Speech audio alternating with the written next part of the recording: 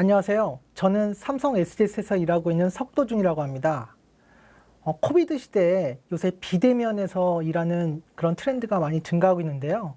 오늘은 관련해서 메타버스라는 주제에 대해서 같이 여러분들과 이야기를 나누고자 합니다.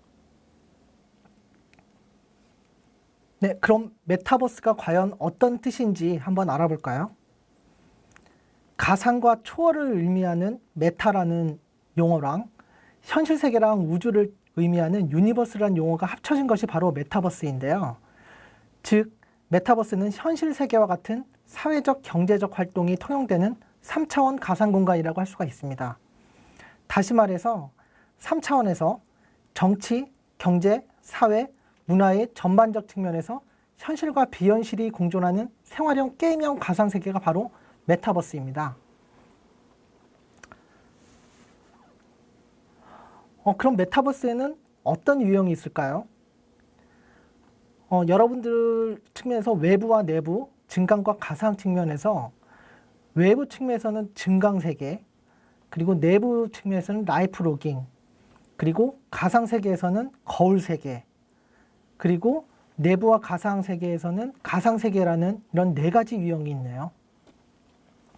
그럼 각각의 유형별로 자세히 한번 살펴볼까요? 먼저 증강세계입니다.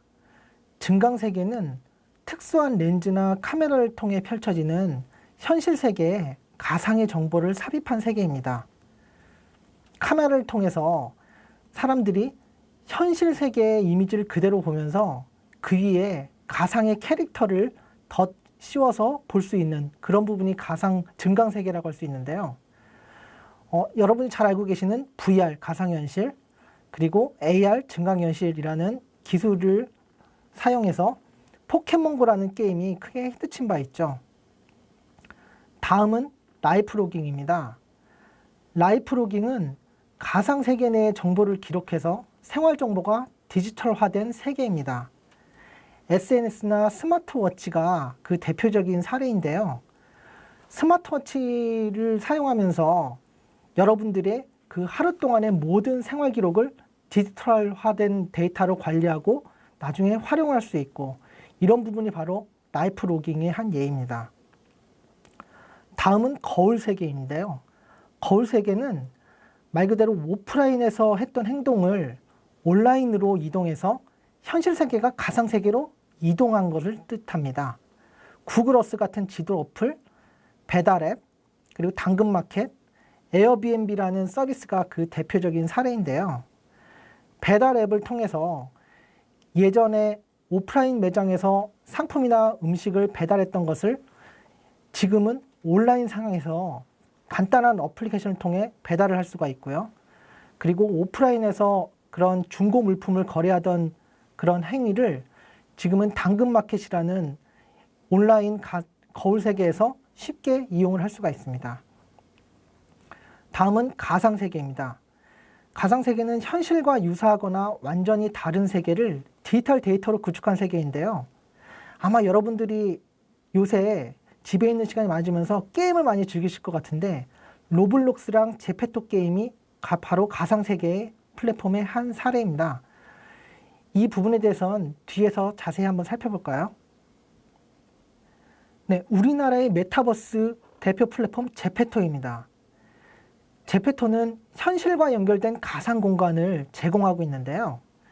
지금 보이시는 동영상과 같이 사용자는 3D 아바타를 통해 이런 게임을 즐기게 됩니다.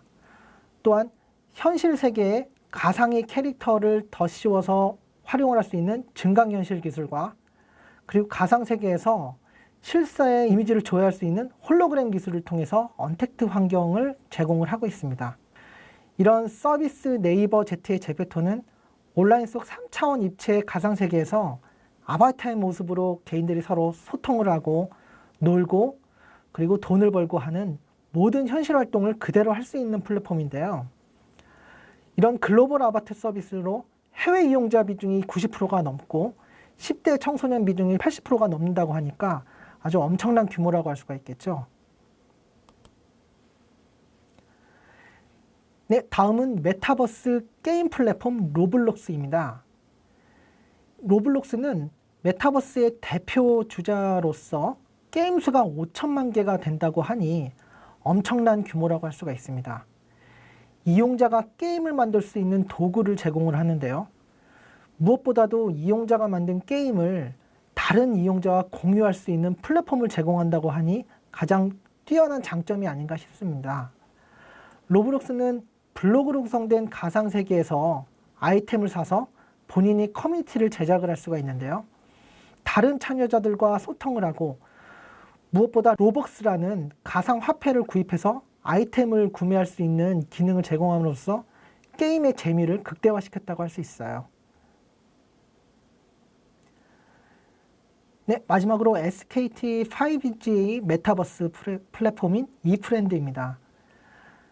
요새 재택근무 트렌드가 증가하면서 비대면 회의나 온라인상의 발표가 증가하고 있는데요. 이프렌드는 이런 메타버스 룸 내에서 비대면 회의와 온라인 발표, 문서, 동영상, 스크린을 공유할 수 있는 서비스를 제공하고 있어요. 무엇보다 기업 간 거래 B2B용으로 활용이 간편하고 이용자가 즉시 130명 규모의 방 개설이 가능하다고 해서 기업들에서 강연 설명회 등의 활용도로 아주 많이 활용을 하고 있다고 합니다.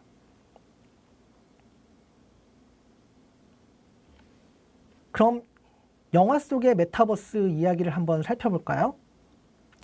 혹시 여러분 레디 플레이어 원이라는 영화 보셨나요?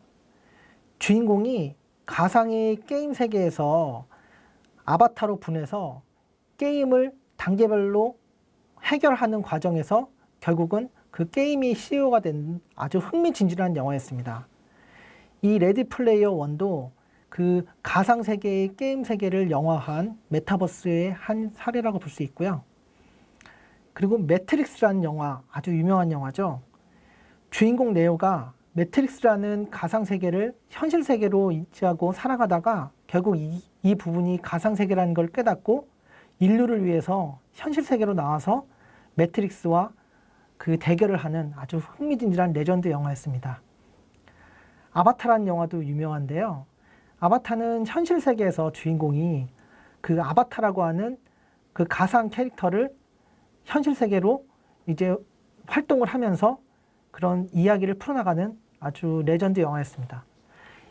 이렇듯 영화 속이나 생활 속에서 메타버스는 우리의 생활 속에 아주 밀접하게 다가와 있다고 볼 수 있을 것 같아요. 그럼 잠시 쉬어가는 의미로 메타버스의 가상 공연을 한번 볼까요?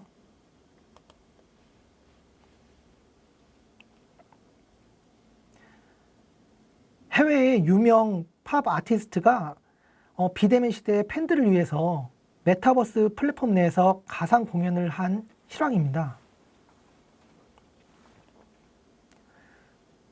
비록 오프라인 공연장에서 보는 건 아니지만 가상 세계에서 공연을 보는 것도 아주 흥미진진하고 박진감 있고 재밌지 않으신가요? 이렇듯 요새 유명 아티스트나 팝 예술가들이 이런 메타버스 플랫폼 내에서 팬들과 소통하고 공연하는 가상 공연이 늘어나고 있는 추세라고 하네요. 지금까지 메타버스의 그런 밝은 면만 설명을 드렸는데 그 메타버스 항상 그렇듯 메타버스에도 해결할 문제점이 있습니다. 우선 메타버스 내에 불법 행위와 사법권 이슈가 있다고 할 수 있는데요. 세컨드 라이프와 같은 가상 세계에서 범죄가 발생해서 사회적 문제로 부각됐을 때 어떤 사법권과 어떤 법률로 통제를 해야 되는지에 대한 그런 이슈가 있습니다. 그리고 가상 세계의 경제 규모가 커지면서 가상 화폐를 사용해서 부가가치를 창출하는 사례가 증가하고 있는데요. 이런 가상화폐를 새로운 거래 수단으로 인정할지에 대한 사회적 합의가 아직 부족한 측면이 좀 있고요. 무엇보다도 가상세계 중독이 가장 좀 심각한 문제가 아닐까 싶어요. 현실과 사회 경제적 활동 양상이 닮은 메타버스에서 일상생활로 인식해서 가상세계 중독이 되면 오히려 현실 세계에 악영향을 미칠 수 있다는 그런 부작용이 있는 것 같습니다. 그래서 가상세계에 지나친 몰입으로 현실 일상이 황폐해지지 않도록 균형을 맞추는 게 가장 중요한 지혜가 아닐까 싶습니다. 네, 지금까지 메타버스 플랫폼에 대해서 같이 이야기를 나눠봤는데요.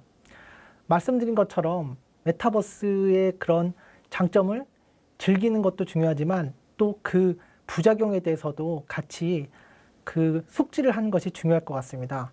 그래서 오늘 강의를 기회로 그 여러분들이 그 오프라인과 비대면의 그런 조화를 이루어서 그 워라밸을 이룰 수 있는 좋은 계기가 되었으면 좋겠습니다. 지금까지 강의를 들어주셔서 감사합니다.